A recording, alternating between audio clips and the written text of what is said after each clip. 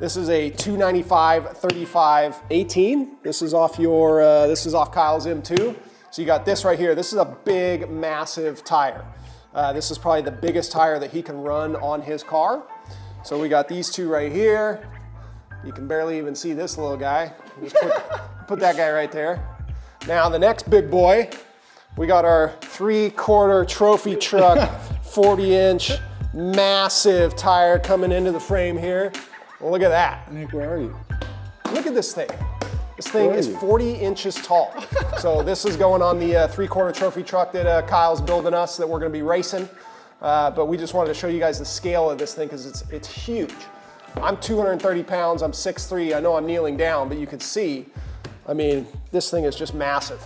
Big hydraulic lines. Yeah, and so here's the reservoir for the power steering.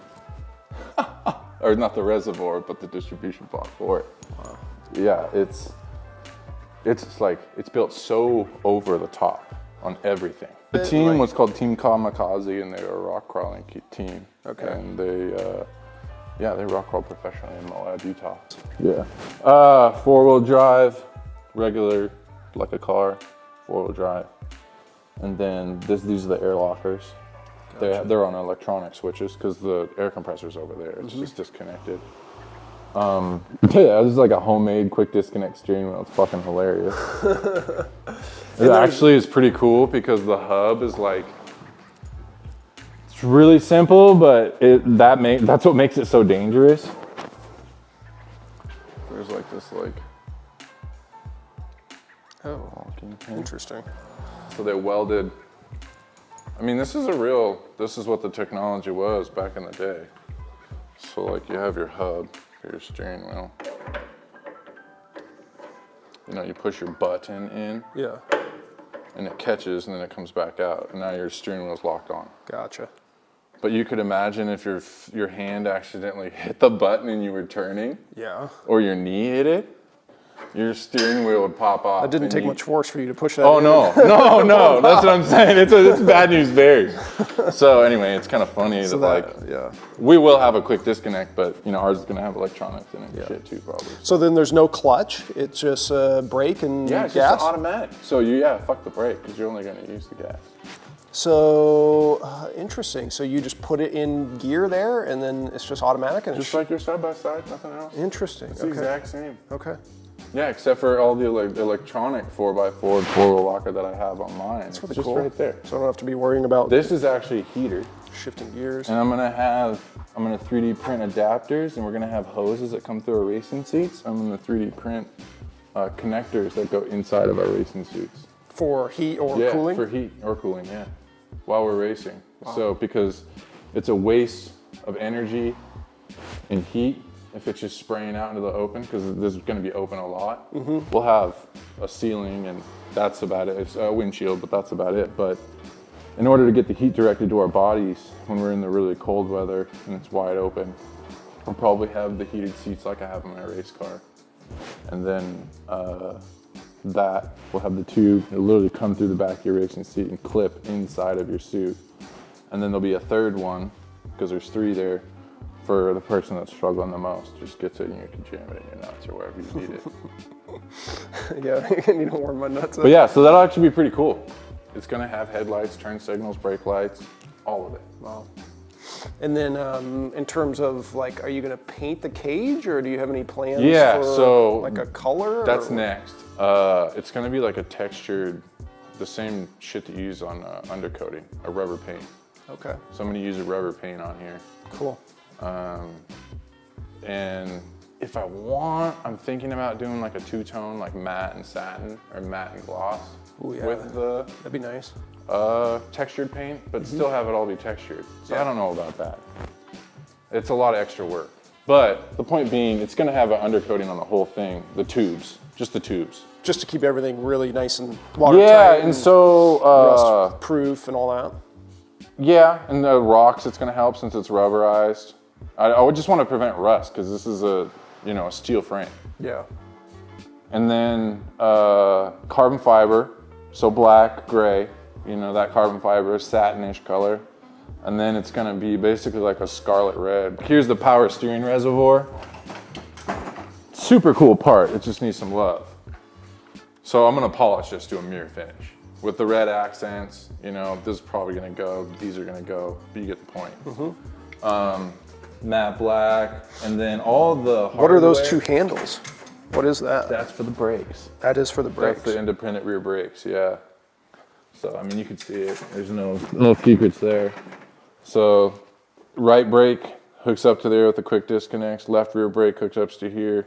This goes to the master cylinder. And then it's completely independent from... But you can grab them both. Yeah. Okay. And that controls both at the same time. So both. So if you're trying to get into a nice slide, you can just pull the right, yeah, just hold that one. And then you're still powering with your left. And guess what? Since your your foot brake doesn't control the rear, you're not overpowering any brake other than one in the right rear. So you're not being hard on your components other than the one that you're pulling on. And so the idea is also that, you know, you're not depending on traction control and all these electronic systems. Like, we can actually feel direct feedback on like how much traction we have. Like, have some mechanical feel, because these things are important, like at really high speeds. So the brake pedal next to the gas pedal only controls the front brakes? Correct. And then that controls the rear brakes? Correct.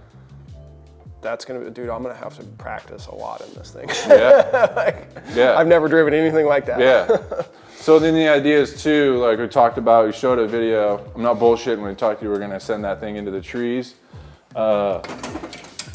The whole point being that we can control, I've done enough jumping RC cars that just tapping your brake or accelerating a little bit basically enables you to fly your car. And I practiced that a lot with jumping RC cars. And so if I'm able to have some sort of independent control as far as left and right when we're in the air and we're sending it, it'd be really nice that we can balance it out with enough practice by just having individual control over brake systems in the accelerator. So that's what we're going to achieve through having a system like that. And I think it's actually going to be more intuitive than what you think, because by not having to take your foot off of the gas, essentially your focus and your weight is always shifted back on power, right, Nick? On power. You should always be on power, and then you control your power by letting off power. And so when you're letting off power is when you're on brake, on power, off power, on power, off power. That's it. And that's your brakes right there. And you choose whether it's both left or right. So I imagine, like, we're in Baja, we're racing. I mean, if we're trying to, like, you know, get around a tight turn, it'd be easy to just pull that handbrake and lock the rear up and slide it. But then the front brakes we will be using just for, like, your quick, full stop, everyday braking. Yeah. Oh, fuck yeah. Yeah. But also the cool thing is you can come in with the weight transfer, right? So if you were just a stomp on your front brakes, you'd lean forward, right? Because your weight's transferring. Well, your disc brakes and that stuff's cool, and on a real car, like a sports car, is really cool because they automatically do it for you. They proportion the valves so that enough force is given to the back of the front so that the human doesn't feel the momentum change. The human feels this like positive slide. It's actually a balance between having a lot in the back or a little in the front, or a lot in the front and a little in the back. So what I'm saying is that we can come in, and if it's a really, really heavy stop, well, let's yank on the back so we kind of come into a slide first, and then we'll stomp on the brake, and we'll actually come in really fast because we have this momentum change. So again, just trying to think about the physics. How is it comfortable? I'm a product designer, so I'm really trying to focus on Nick's experience as a driver, which is why, like, I don't want to be the driver, because I need to be able to hear him talk about his experience driving this, because there's going to be a lot of weird innovations that we're practicing, because that's the whole reason that we're doing this. And that's why I started this motorsports company, is so that we can change the way that people think about traveling. So at high speeds. Yeah, it's gotta be at high speeds. So yeah, I mean, we have to test this, and this is why we have to race, because we have to change the way that people do this, because it's only gonna make us better people.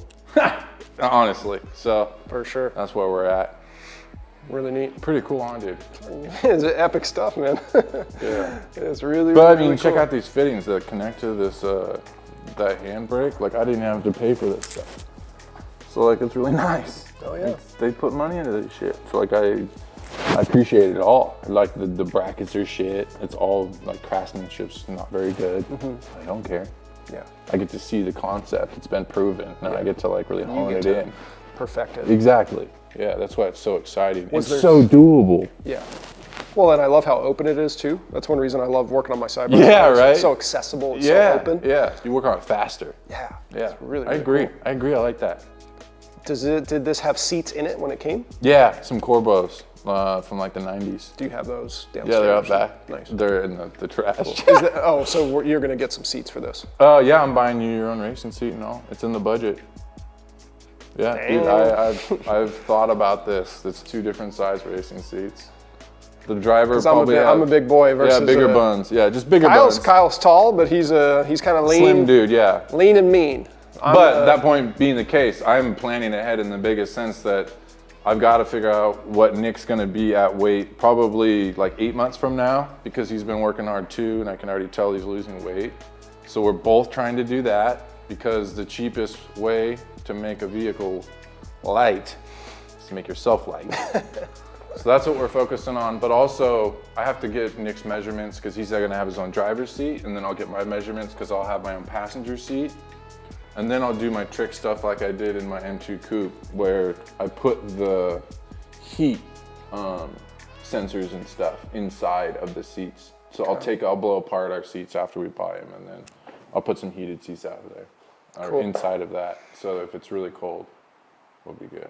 Make sure you guys subscribe to the channel. We appreciate everybody for watching and supporting the channel.